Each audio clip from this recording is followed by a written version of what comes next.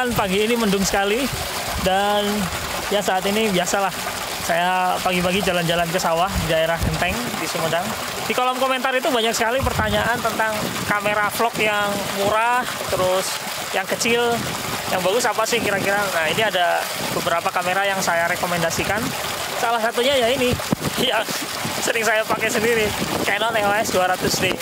Nah, kalau untuk reviewnya sudah saya buatkan video. Nah, ada di link di atas, coba dilihat dulu aja, oke? Nah, kalau sekarang ini teman-teman mendengar suara yang agak berisik ya, berisik air, nah karena di depan saya ini ada tempat penampungan air. Nah, ini dia. Coba mana nih? Nah, jadi airnya itu asalnya dari sana nih, dari Gunung Malayang, dari atas, mengalir pakai pipa yang agak besar ya di bawah tanah, terus dialirin ke penampungan yang ada di sini. Terus dari sini pipanya dialirin ke pipa-pipa kecil tuh ke bawah sana, ke perumahan warga.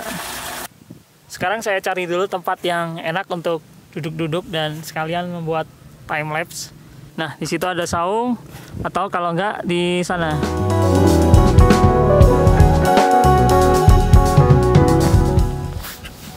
Yang disebut dengan kamera murah itu tentu sangat relatif. Tapi secara umum mungkin kisaran harganya 3-5 jutaan. Nah, menurut pengalaman pribadi saya untuk kamera 3 jutaan terbaik itu untuk foto dan video ya, itu Panasonic Lumix GF9 atau GF10. Nah, untuk harga 4 jutaan atau 5 jutaan pilihannya mungkin Canon 200D atau Canon M100. Tapi kalau saya pribadi lebih memilih untuk Canon 200D. Nah, seperti saat ini saya rekam memakai Canon 200D. Kenapa? Karena ya tonton aja lah video reviewnya, sudah saya bikin. Linknya ada di atas.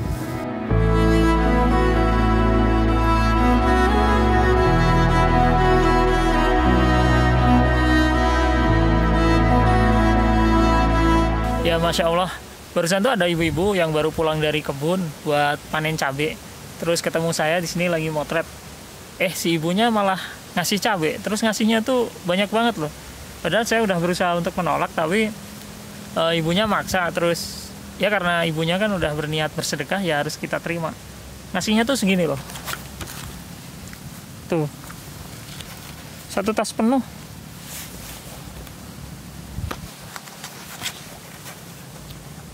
Ya nanti dibagi-bagilah. Soalnya ini banyak banget.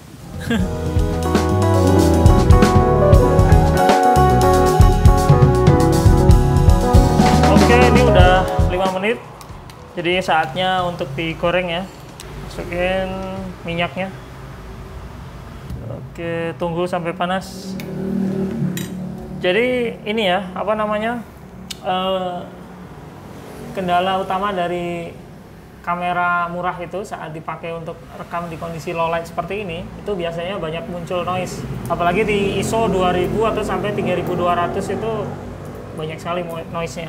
Tapi kalau hanya untuk dokumentasi atau vlog ringan dan tidak perlu sinematik atau tidak untuk dijual, ya cukuplah video seperti ini.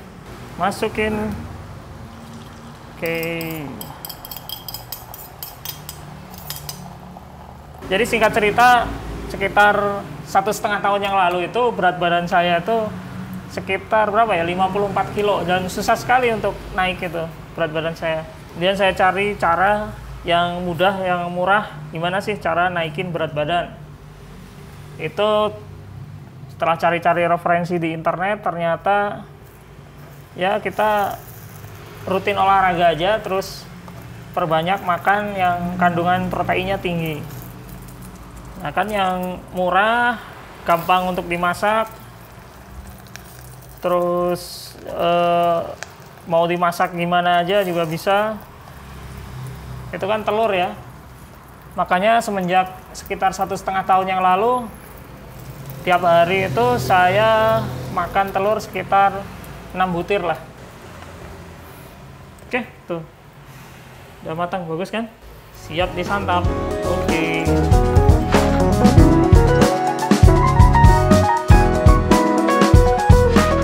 Iya.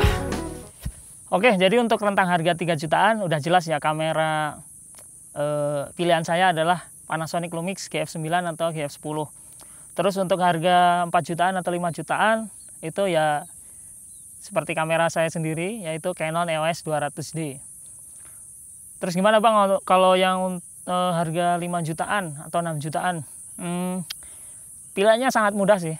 Pilihan saya tetap Canon EOS M6 untuk rentang harga 5 atau 6 jutaan. Wah, Canon lagi. Jangan-jangan abang nih Canon fans boy ya? Oh, tenang aja, bukan. Jadi untuk rentang harga di bawah 10 juta itu emang susah-susah gampang sih untuk memilih kamera yang punya fitur yang cukup komplit, baik itu untuk foto atau video. Jadi untuk di bawah 10 juta ini pilihan kita apakah pengen kamera yang lebih secara fungsi atau secara estetika. Kalau untuk secara fungsi mungkin Canon EOS 200D M6 itu udah cukup bagus.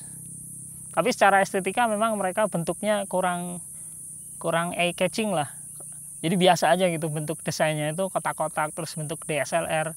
Tapi secara fungsi mereka bagus. Terus gimana Bang untuk kamera Fujifilm di bawah 10 juta? Untuk di bawah 10 juta mungkin pilihan saya second ya. Untuk Fujifilm itu XA7, tapi itu biasanya harga secondnya juga masih sekitar 7 jutaan. Itu body only ya. Kalau yang XT30, XT20 itu mungkin masih kisaran 9 juta, 10 juta. Terus untuk harga yang mendekati 10 juta, taruhlah 8 sampai 10 juta. Pilihan saya kembali lagi Canon EOS 80D. Ya ini emang dia termasuk kamera semi pro mungkin ya. Jadi tombol pengaturannya sudah cukup komplit, terus bentuknya juga besar dan dia DSLR. Tapi ini kemampuan videonya juga sudah bagus banget, terus autofokusnya juga sudah bagus banget. Tapi ya itu kendalanya, dia ukurannya masih cukup besar. Terus gimana Bang untuk kamera Sony? Nah, untuk Sony ini saya lebih merekomendasikan bagi kalian yang mungkin budgetnya sudah di atas 10 juta. Jadi kalian bisa mendapatkan A6400 atau Sony A6500, karena emang ini kamera udah bagus banget, udah bisa dipakai untuk profesional lah, pekerjaan profesional yang dibayar gitu. Tapi untuk di bawah 10 juta ya kamera itu tadi yang saya rekomendasikan. Mulai dari 3 jutaan yaitu Panasonic Lumix GF9 atau GF10. Aduh, udah panas banget nih. Bentar. Terus untuk 4 juta 5 juta ya Canon EOS 200D yang Mark 1 ya. Terus untuk harga 5 juta 6 juta ya Canon EOS M6. Terus untuk harga 8 juta sampai 10 juta yaitu tadi Canon EOS 80D. Wait a minute. Oh ya, satu lagi yaitu Canon EOS M50. Itu harga secondnya mungkin udah sekitar 7 juta atau 8 jutaan. Dan itu secara fitur, sensor dan lain sebagainya itu sama persis dengan Canon EOS M6. Cuman untuk M50 ini sudah ada electronic view finder-nya. Jadi lebih komplit, otomatis harganya juga sedikit lebih mahal. Oke, cukup sekian video dari saya. Sekarang ini saya mau lanjut lari lagi. Sampai jumpa di video selanjutnya. Semoga bermanfaat. Wassalamualaikum warahmatullahi wabarakatuh.